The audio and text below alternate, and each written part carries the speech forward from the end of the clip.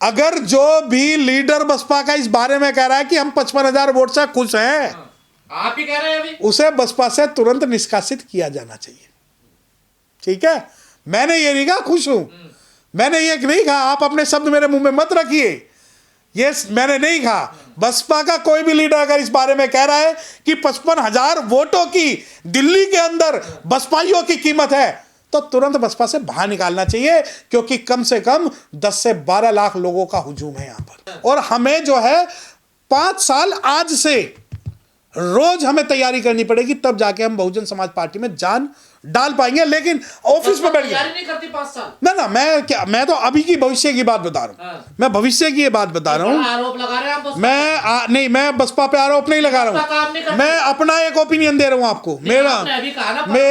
मेरा अपना एक ओपिनियन है कि कोई भी चुनाव जो अब दिल्ली में दोबारा होगा या उत्तर प्रदेश में 2027 में होगा, हमें अपने घरों से निकलना होगा, हमें अपना कंफर्ट जोन छोड़ना होगा। परंतु ऐसा नहीं है कि अगर हम सिर्फ कमरे में बैठे रहें या सिर्फ आपके यूट्यूबरों से बात करते रहे तो बसपा रिवाइव होगी, बिल्कुल नहीं होगी। हम कहते थे कमरे में बैठ रहे हैं तो आपको लगता नहीं, मैं पूरी बात बता रहा हूं। हाँ है, मैं तो इस बात को कह रहा हूं, क्योंकि जिस दिन नहीं, मैं क्या कह रहा हूं, मैंने क्या कहा, आप मेरा पूरा स्टेटमेंट सुनिए ना। एक बहुजन समाज पार्टी के किसी भी लीडर की ड्यूटी है वो अपने कार्यकर्ता के साथ सुख दुख में खड़ा रहे, उसका साथ दे। सिर्फ राजनीतिक रूप से हमारा जो वोटर है सिर्फ वोट लेने की मशीन नहीं है कि हम जाएं और वो वोट दे दे, नहीं देंगे।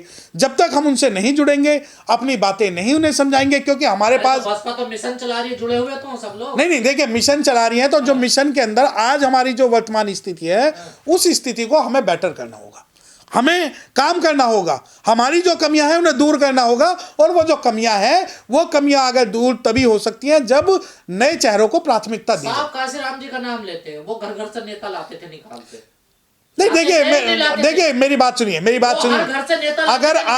अगर आप साहब काशीराम की बात कर रहे हैं तो उस वक्त समाज इतना ईमानदार था कि साहब काशीराम ने अगर कुछ बोल दिया तो पूरा समाज आंख मीच के उनकी बात पे विश्वास करता था। ऐसा नहीं है, आज समाज को नहीं देखे, बहन जी बोलते तो समाज नहीं मानेगा ना, बिल्कुल नहीं, बिल्कुल नहीं। समाज के अंदर सबसे ज्यादा जो लोग हैं वो लोग तो बहन जी का विरोध कर रहे हैं। अब जो बहुत सारे लोग हैं उन्हें लगता है कि नहीं, हम तो अरविंद केजरीवाल को वोट देंगे, हम तो ये करेंगे, हम तो फलाना करेंगे। आज समाज के अंदर ही 50 फिरके बने हुए हैं। जब वो कहते हैं बहन जी आती नहीं, बसपा वाले, आपने कहा दुख दर्द में तो कोई आता नहीं। देखिए ये बसपा, मैंने लीडर्स की बात की है, बहन जी की बात मैं नहीं कर रहा हूँ। बहन जी भी कहा जाती है नहीं, तो बहन जी तो उनकी सिद्धांत है। आपको लगता है कि बहन जी हर वोटर्स के पास जाएंगी क्या? ये जो सिनेरियो आप नहीं तो जाए, क्यों सहारनपुर नहीं गई थी? सहारनपुर नहीं गई थी क्या? पता नहीं है, जिस साधन नहीं, उससे पहले नहीं गई थी क्या? सहारनपुर के अलावा 50 घटनाएं ऐसी हैं जब बहन जी गई हैं, लेकिन आपको लगता है कि नहीं। हम ये सवाल जो है सिर्फ बहन जी से इसलिए पूछेंगे, लड़ना है तो बस एक ही सहारनपुर नहीं, चुनाव लड़ना तो चुनाव तो हर जगह जाना पड़ेगा। अरे तो वो लीडर्स की ड्यूटी है ना, आपके कहने से राजनीति नहीं चलेगी। अगर आपको लगता है कि हम राजनीति करेंगे, ऐसे राजनीति नहीं चलती। तो फिर जनता से क्या उम्मीद करोगे? नहीं, जनता से तो जुड़ना पड़ेगा ना, जनता से जुड़ना पड़ेगा, लीडर्स को जुड़ना पड़ेगा। हमें कहने से राजनीति नहीं करोगे आप लोग, तो फिर जनता से क्यों उम्मीद कर रहे हो? नहीं, आप जनता की बात कर रहे हैं या अपनी व्यक्तिगत बात कर रहे हैं? मैं तो जनता की बात नहीं, आप अपने आप को कैसे डिक्लेयर कर सकते हैं कि मैं जनता हूं? आप अपने आप को कैसे डिक्लेयर कर सकते हैं? नहीं, आप जनता नहीं है। जनता की जो बहुत सारे सवाल हैं, और जितनी भी जनता है उसके सवाल बहुत सारे हैं, उनकी उम्मीदें बहुत सारे हैं। जनता जवाब दे रही है ना आपको, ना वोट देकर। हाँ, तो दे रही है, बिल्कुल दे रही है। 55,000 लोगों ने वोट दिया, वो हमारे समर्थन में दिया है, हमारे समर्थन में दिया है वो वोट। 55,000 हाँ दिया है। अब आप उन 55,000 से बात पूछ लीजिए, आप जो इस चैनल से के माध्यम से आप उन 55,000 जो वोटर हैं उनसे पूछ लीजिए कि क्या आप संतुष्ट हैं या नहीं है। मैं आपकी बात कर रहा हूं। नेता करे हमें 55,000 दिल्ली में वोट मिल गया, पूरे राज्य में हम बड़े खुश हैं। 70 सीटों पर 55,000 वोट। देखो ये मुझे नहीं पता कि किस बसपा के ऑफिशियल 1,000 पर सीट पे भी नहीं पड़ रहा। मुझे देखिए, मुझे सुनिए, ये जो अगर कोई बसपा का लीडर इस बात को कह रहा है कि 70 सीटें 55,000 वोट मिले, मैं आपको क्या कह रहा हूं, अगर जो भी लीडर बसपा का इस बारे में कह रहा है कि हम 55,000 वोट से खुश हैं, आप ही कह रहे हैं अभी, उसे बसपा से तुरंत निष्कासित किया जाना चाहिए। ठीक है, मैंने ये नहीं कहा खुश हूं, मैंने ये नहीं कहा, आप अपने शब्द मेरे मुंह में मत रखिए, ये मैंने नहीं कहा। बसपा का कोई भी लीडर अगर इस बारे में कह रहा है कि 55,000 वोटों की दिल्ली के अंदर बसपाइयों की कीमत है, तो तुरंत बसपा से बाहर निकालना चाहिए, क्योंकि कम से कम 10 से 12 लाख लोगों का हुजूम है यहां पर। और अगर हम नहीं पहुंच पा रहे तो इस बारे में सोचना समझना जरूरी है। जनता ने बीजेपी को लोकतंत्र में वोट देने का काम किया, उनको जिताने का काम किया है। और केजरीवाल जो 11 साल से लगातार दिल्ली में सरकार चला रहे थे और लंबे लंबे वादे कर रहे थे, लंबे लंबे उन्होंने वादे भी किए कि मैंने दिल्ली को पेरिस बना दिया, दिल्ली को सिंगापुर बना दिया है।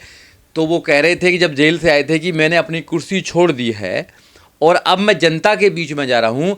जनता मुझको जिताकर अगर वो यहाँ का सीएम बनाएगी तो मैं जानूंगा कि जनता की अदालत ने मुझे माफ़ कर दिया, जनता की अदालत ने मुझे सर्टिफिकेट दे दिया कि मैं ईमानदार हूँ। और अगर जनता मुझको हराने का काम करेगी तो ये मैं मानूंगा कि जनता की अदालत में मैं गुनहगार हूँ और मैं दोषी हूँ।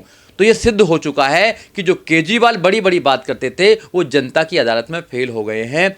जब ऐसी पार्टियाँ जो जाति के नाम पर, धर्म के नाम पर या जो पैसे देकर, फ्री देकर वो पार्टियाँ अगर हार गई हैं, कांग्रेस हार गई है जिसका 15 साल राज रहा दिल्ली के अंदर, तो बहुजन समाज पार्टी तो अपने कार्यकर्ताओं के बल पर, अपने कार्यकर्ताओं के सहयोग से चलती है और अपने लोगों को वो जगाने का काम करती है। देश की 55,000 वोट मिले हैं बसपा को दिल्ली राज्य में, 70 सीटों पे 55,000 वोट। वो दिल्ली की जनता को ये समझाती है कि भाई ये तीनों पार्टियां आपने देखी हैं, कांग्रेस देखी है आपने, बीजेपी देखी है, आम आदमी पार्टी देखी है, आपने तीनों पार्टियों को देखा है। मगर जो 1700 कॉलोनियां दिल्ली के अंदर हैं वो 40 साल से लगातार हैं, उनकी समस्याएं आज तक नहीं खत्म हुई हैं।